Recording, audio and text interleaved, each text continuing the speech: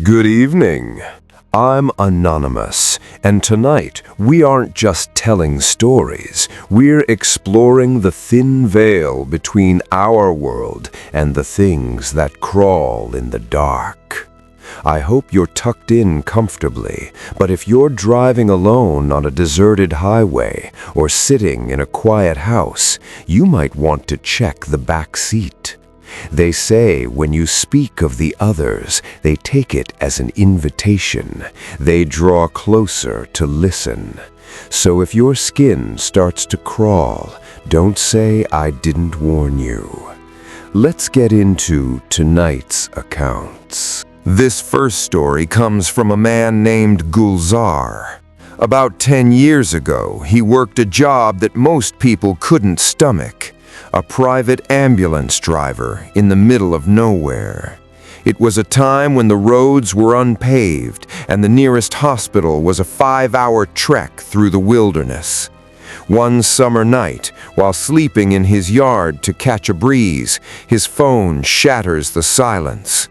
The voice on the other end is trembling, begging him to come to a remote village for a woman in critical condition.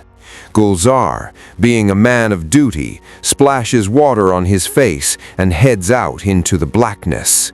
He arrives at the village around 3 a.m.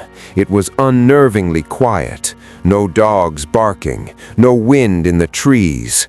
But outside one particular house, a crowd of people stood like statues in the dark.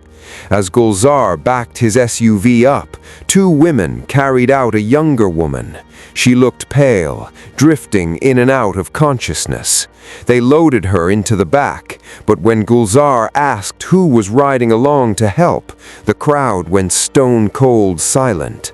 A man simply told him, "Go. Her husband will meet you at the hospital. Just take her and leave."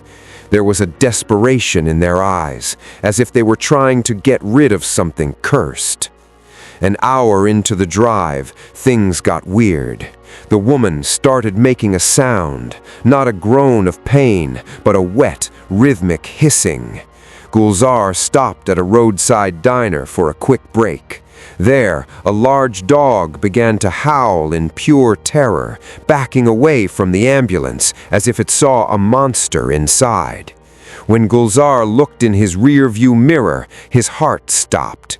The woman was sitting bolt upright. Her eyes were wide, vacant, and her hands, they were tied together with heavy rope.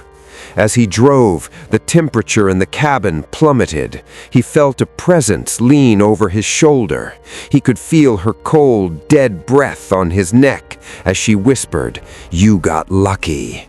When he finally reached the hospital, the doctors told him the truth.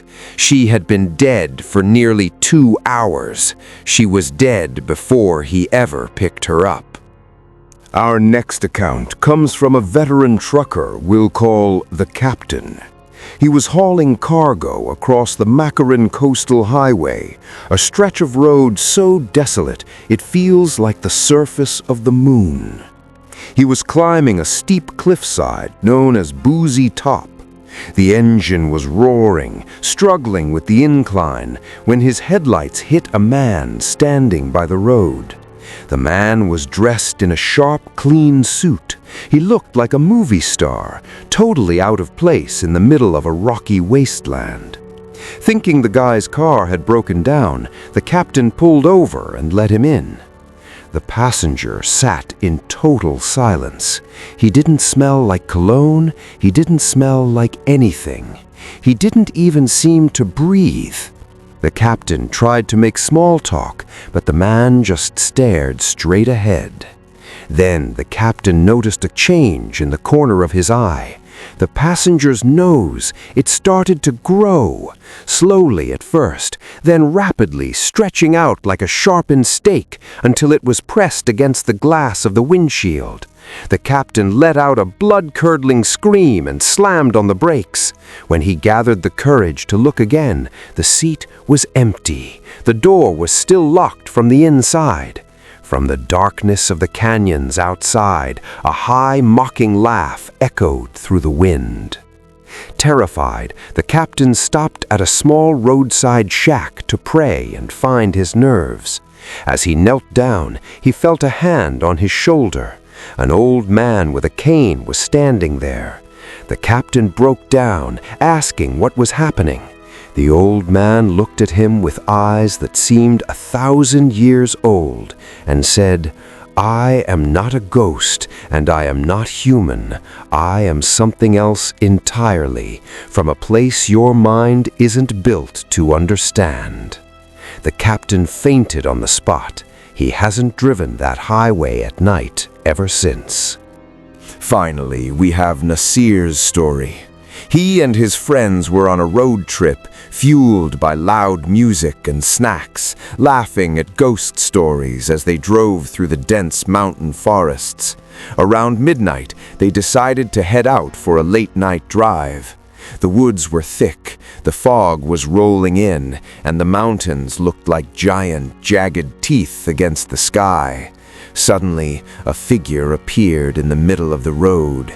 He was impossibly tall, maybe 7 or 8 feet.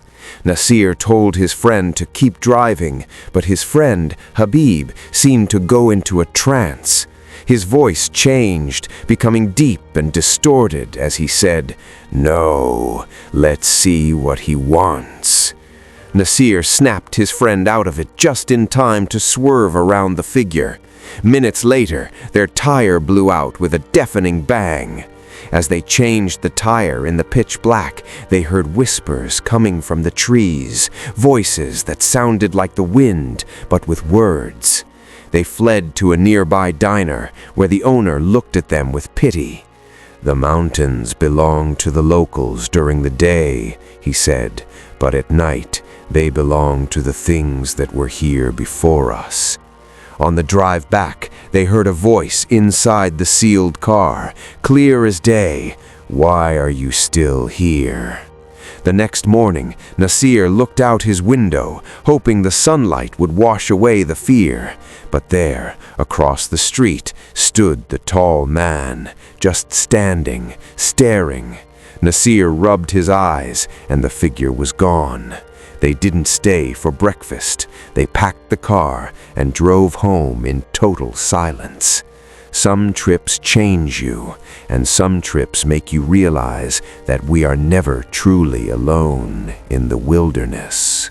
It makes you think, doesn't it?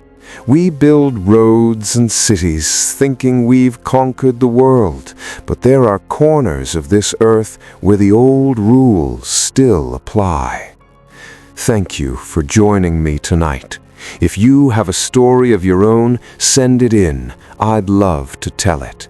Don't forget to hit that subscribe button to join our growing family of the curious and the brave. Stay safe, stay vigilant, and for heaven's sakes, don't stop for hitchhikers. Good night.